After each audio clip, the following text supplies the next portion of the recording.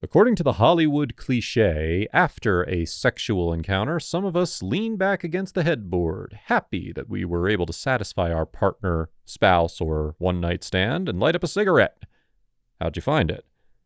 Yeah, you decide as you take a well-earned drag that must be good enough. Or are you the type to flip over in a second, possibly leaving your bed partner frustrated and hardly ready to sleep? Or perhaps you take a moment to relax before gathering your thoughts and starting over.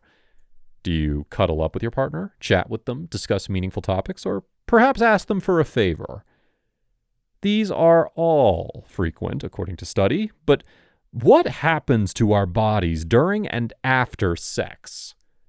In today's episode of the infographic show titled, What Happens to Your Body While You're Having Sex, we're going to learn more about that. Today, we're going to discuss what occurs to both men and women who engage in heterosexual sex. Now, when we use the term sex, we refer to sexual activity such as liaison, copulation, fornication, or as the British would say it, having it off. Let's begin by asking, what happens to the man? Men eventually reach a point of no return during sex. This is also known as ejaculatory inevitable. His blood pressure and heart rate increase. The sperm departs, and his penis contracts. He can now resume sleeping and allow his body to decompress, which, according to research, happens more quickly in men than in women. It depends on age, fitness, and, of course, the desire to return to the hearth of love, whether the penis goes flaccid, and most men will need to wait a while before they can try again. Some guys will simply want to fall asleep at this point. Now, is this just plain impolite, or is it a biological necessity? Disgruntled women, pay attention. Research asserts that men's desire for sleep is natural and motivated by a variety of factors. In addition to the obvious reasons, such as the fact that it's frequently late at night and fatigue may be expected, men also release a lot of anxiety during orgasm.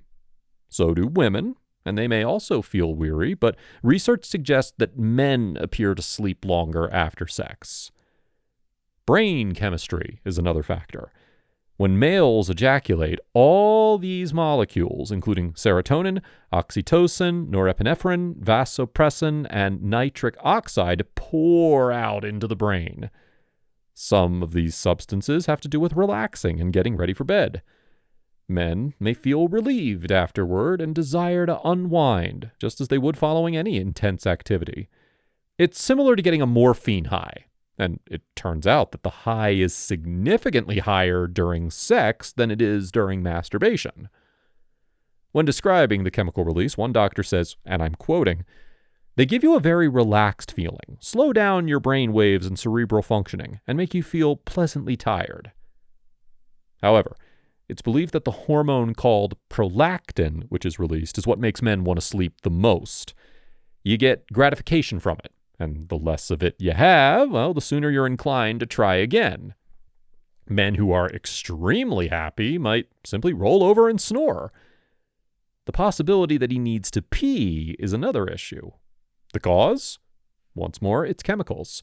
He dashes to the restroom since oxytocin and prolactin have an adverse effect on the kidneys. Some experts also believe that it's a natural desire to remove microorganisms from the urethra. He may simply be holding it back as a result of all that playing around. Then he discovers that the urinal won't work. That's typical, because your internal sphincter muscle clamps to shut the bladder in preparation for the sperm to emerge and to prevent the semen from entering the bladder. According to a recent story in Cosmopolitan magazine, men who want to snuggle are worth keeping, but those who don't may simply be giving in to their own body's needs. Now, after all that contraction, your penis may feel a little sore, but this is normal. It shouldn't last long, so don't worry.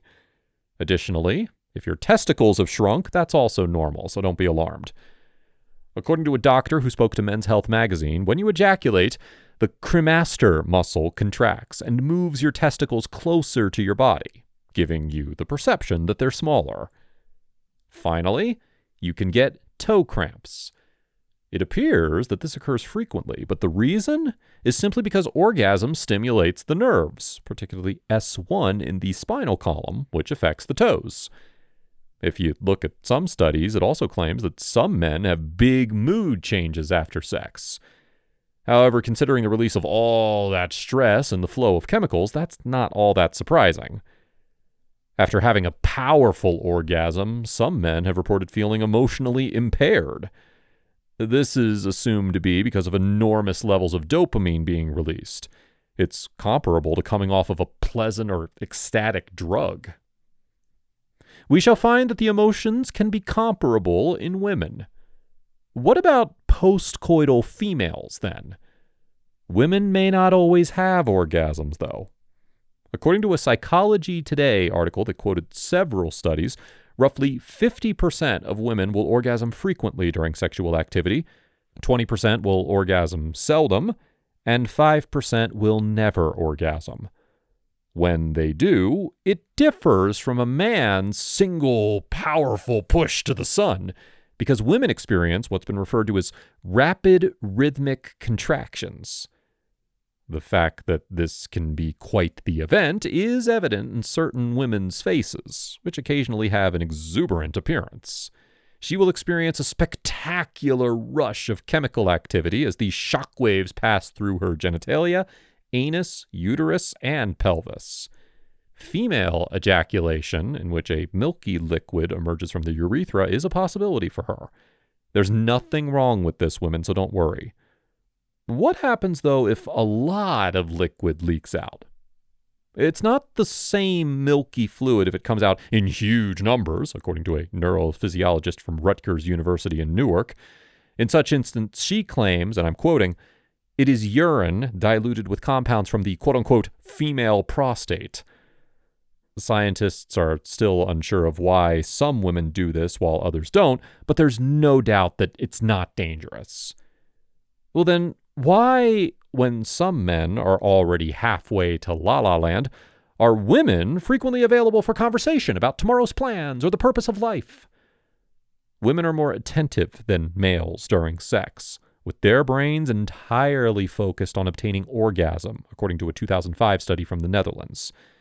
This occurs when their amygdala and hippocampus, which control emotions, essentially shut down. If they're really immersed in it, they're at one with sex.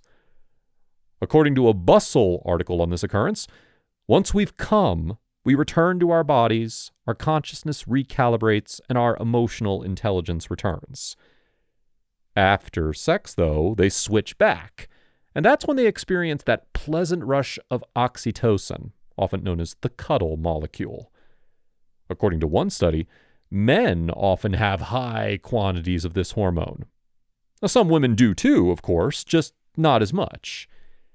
People with high levels of testosterone release less of this after intercourse. Therefore, men, the next time you have an affair, blame a lack of oxytocin. Women might perhaps not go through a refractory period at all. Men need this pause to rest up before they go again. Teenagers might not require much rest, but sex for these hypercarnal youth doesn't necessarily last that long.